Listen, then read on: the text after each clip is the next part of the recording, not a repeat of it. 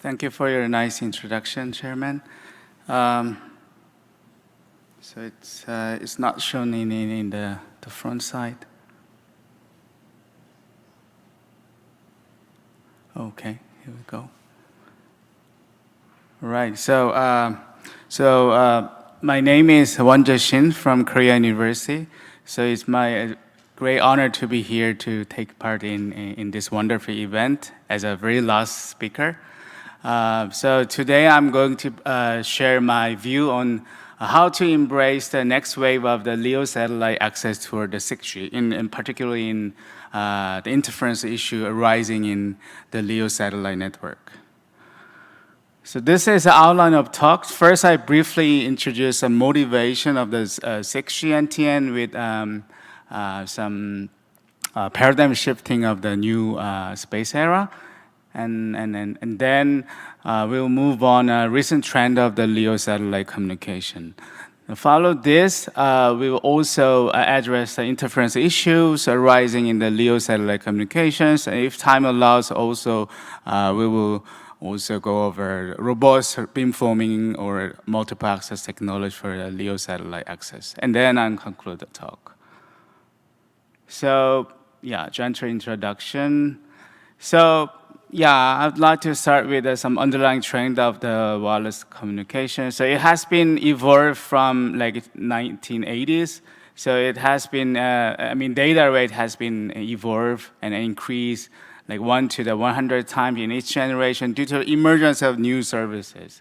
So now we are almost in the 5G era. So to support ultra broadband and the massive IoT services, 5G has been redesigned to support like 100 times faster than 4G network.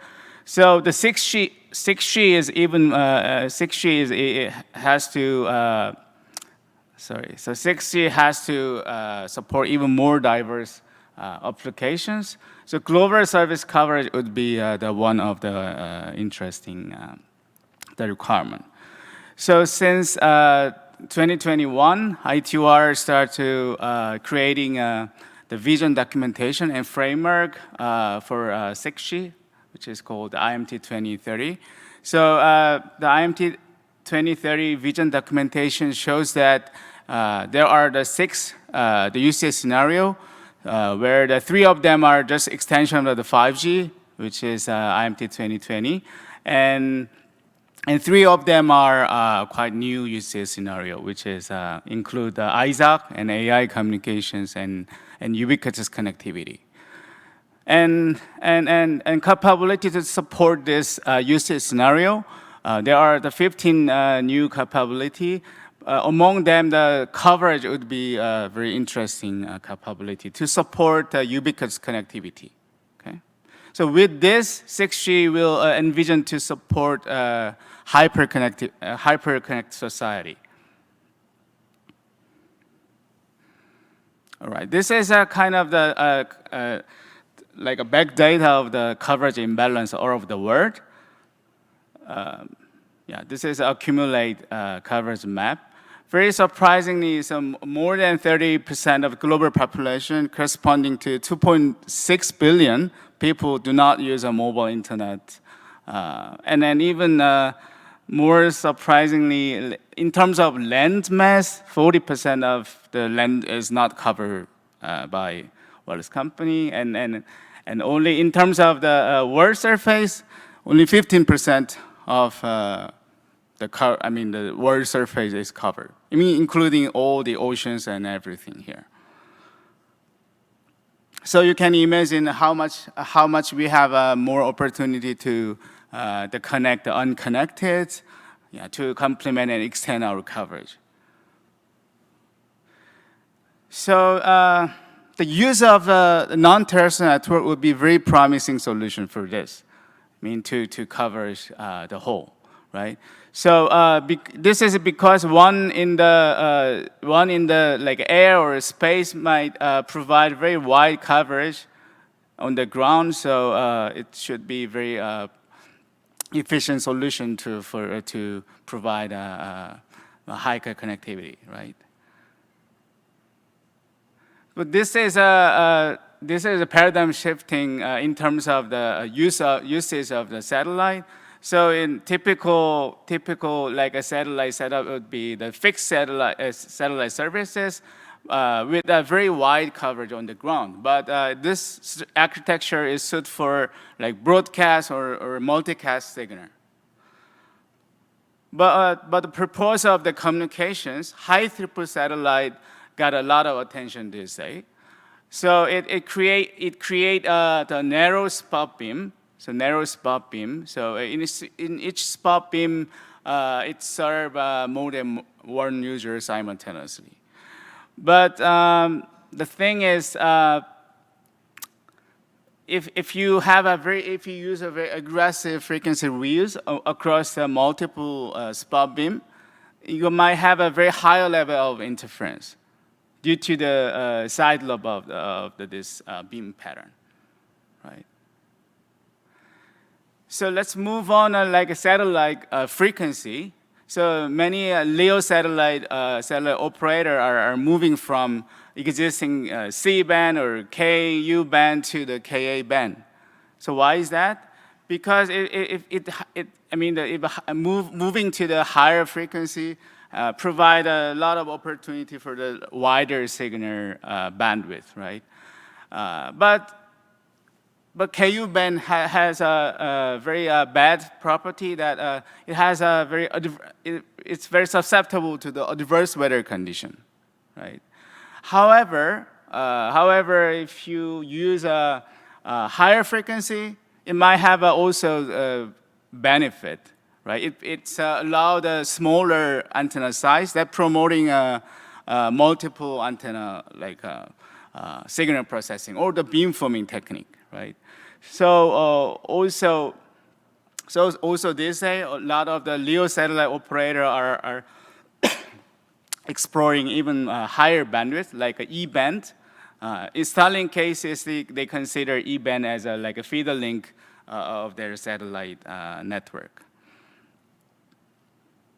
So according to different altitude of the satellite, the satellite system can be classified into 3 different classes, like a GEO and MEO and LEO satellite. So also it has due to the different altitude, it might have a different orbital period. So LEO satellite has only the 90-minute orbital period due to the very fast movement of its satellite, right? Also, GEO cases, it has a very wide coverage, but we have to think about the latency issue. So if you want to support like a LTE-like latency, for example, if you want to support like a VoIP services, it might have like a 150 milliseconds should be the normal latency to support VoIP services.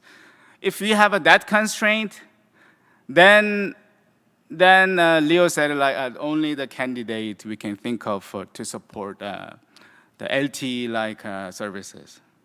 So that's the reason why this day we focus on the LEO satellite. So let's move on to the recent trend of the LEO satellite communication.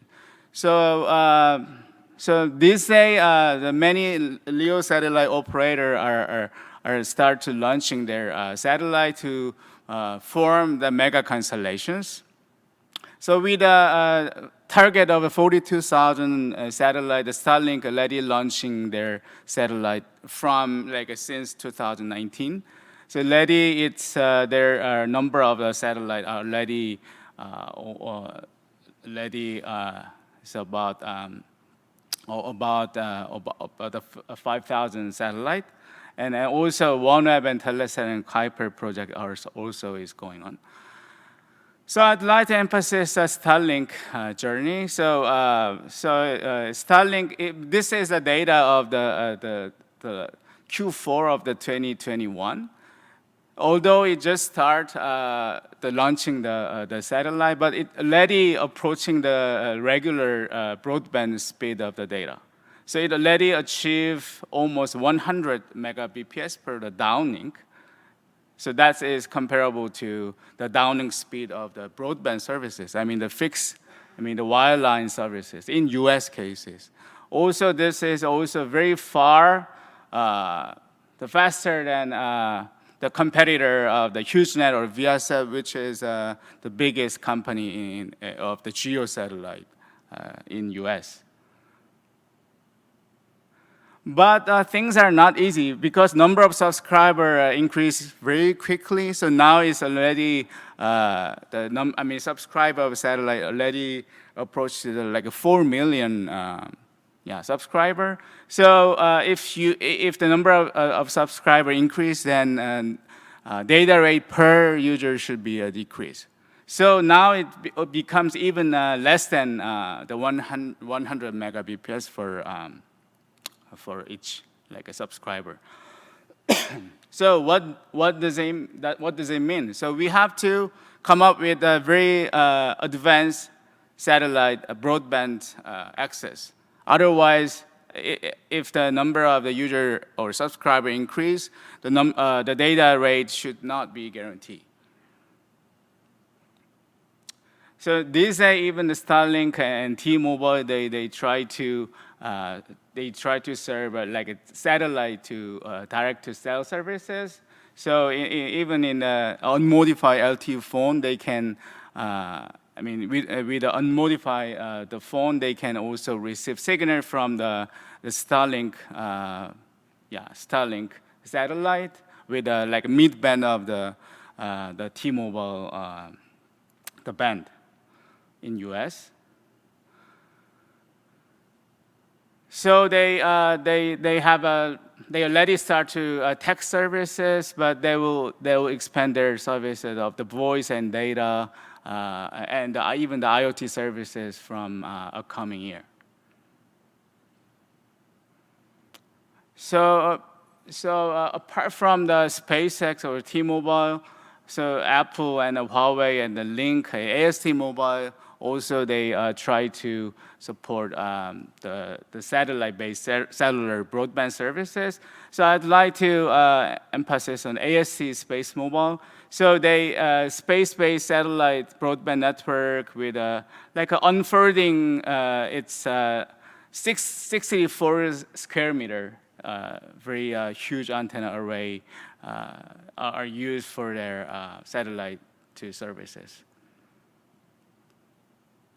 So what does it mean? I mean, so they have a very large size of the antenna to cope with high path throws from satellite to the ground, right? So most of the burden are moving to the mobile phone to the satellite, right? So we should think about the very pencil beam and high like the array gain of the beamforming from the satellite. Right. So let's move on the interference pattern or technical issue in the LEO satellite network. So I'd like to introduce actually the 5 types of the interference issue. The first interference issue is about the interbeam interference issue. So if you use a very aggressive frequency reuse, then you have to divide your bandwidth into like a 2-part. In the satellite cases, they also use a orthogonal polarization pattern.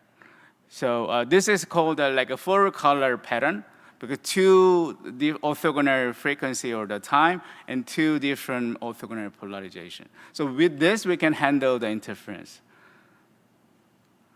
But the problem is available bandwidth to each user is not enough, right, to support the broadband services. Then we need to move toward the aggressive frequency reuse. But the problem is still the interference, interbeam interference due to the side lobe effect.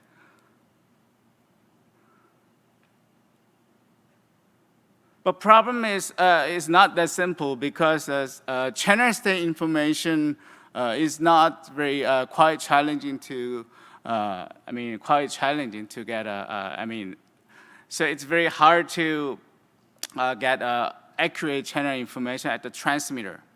Transmitter could be the satellite or the gateway. But why is that? Because it takes a very long time for the channel feedback from the user to the satellite, right? You can imagine how much time they can spend. And also channel itself, I mean, when it comes to the LEO satellite, channel itself from the satellite to the ground change quickly over time. So it's very hard to get accurate channel state information. And also you can imagine how much wider coverage they have to serve. And also there are so many users available in their footprint. So usually the number of antenna is much less than total number of users. So this is a quite interference limited system. So second type of the interference is the multi-LEO interference. So I'd like to emphasize on near-field effect in NTN. When it comes to terrestrial network, the received signal measure at a cell center and cell edge are quite different because the distance is quite different. However, in NTN cases, the distance between the satellite and the beam center user and the distance between the satellite and beam edge users are not quite distinct. So because of this, received signals are quite similar across all the beams. What does it mean? So it's there's no like a very clear like a beam center or beam edge. So all the areas are the interference limited region. Okay, and also we can think of asynchronous interference issue because the distance between the different layer to the user are quite different according to the different elevation angle. And also, due to the Doppler effect, also frequency synchronization might be also a problem. Okay, so those are also the quite technical challenge for handling a multi-LEO satellite interference. And also there are also the satellite network are also consists of the feeder link and service link. When it comes to the feeder link, also we have to think of how we can improve and increase the spectral efficiency of the feeder link because it corresponds to the backhaul network. So we have to also use a non-orthogonal resources for the multiple gateway transmission. But this is quite the line of sight channel. So we can also handle this line of sight channel with our line of sight MIMO technique or so on. But thing is, even the LEO satellite has moving very quite fast. So even the angle information is not very accurate. So the outdated azimuth and elevation angle should be also the technical issue. And also, I'd like to emphasize on multi-layer satellite communication. So, for example, if the GEO satellite and the LEO satellite are share their spectrum, of course they have to suffer from interference each other. For example, in this case, if we consider a coexisting scenario of the GEO and LEO, so there are existing GEO user here, but if we launch a new LEO satellite, this LEO satellite cause some interference toward existing GEO user. So to avoid this, even the OneWeb and Starlink also they consider a lot of the interference avoidance technique, including a progressive pitch and beamforming technique. So we have to come up with a new kind of multiple access of the beamforming technique to guarantee service continuity of the LEO satellite, and while protecting the GEO user. And also we have to think about integrate satellite terrestrial network. So also the channel between the satellite to the ground users are line of sight channel, right? So due to this channel characteristic, satellite cause a lot of the strong interference toward the user in a very wider area. So this make the break the performance of the terrestrial network. So we need some coordination. But we have some opportunity because now satellite, if the satellite adopt the 3GPP NTN, so NTN satellite large share the physical layer and protocol and network architecture with the TN. So that's, I think, the new kind of opportunity for us to coordinate the integrate satellite and terrestrial network.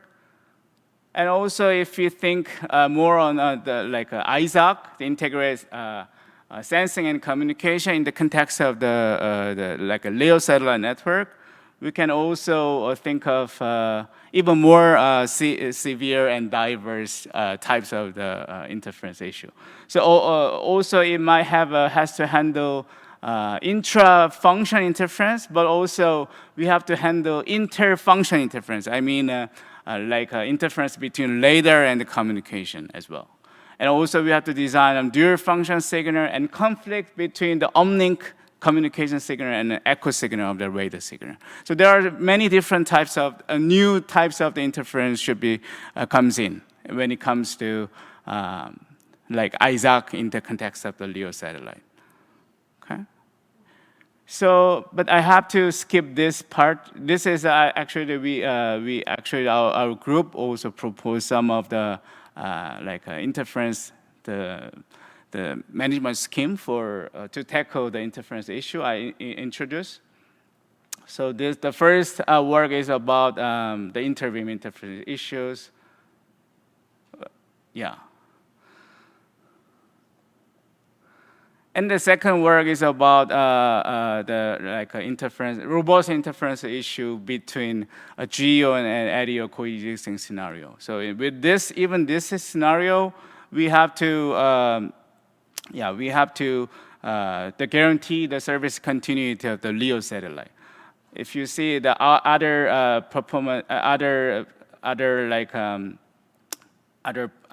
schemes performance, if your LEO satellite are near the GEO user region, then your LEO satellite performance are almost that. And also we have to think about the coexisting scenario of the LEO and GEO. And also we have to we can also think about how they can interplay each other. So how they can cooperate each other. So data sharing between the GEO and LEO, or the channel and state information between GEO and LEO, or so on. Like we discussed in the comp in the 4G network. Okay.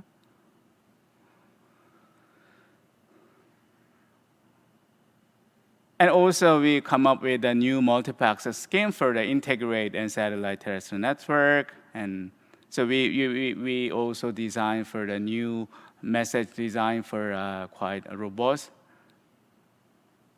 to handle inter-network interference.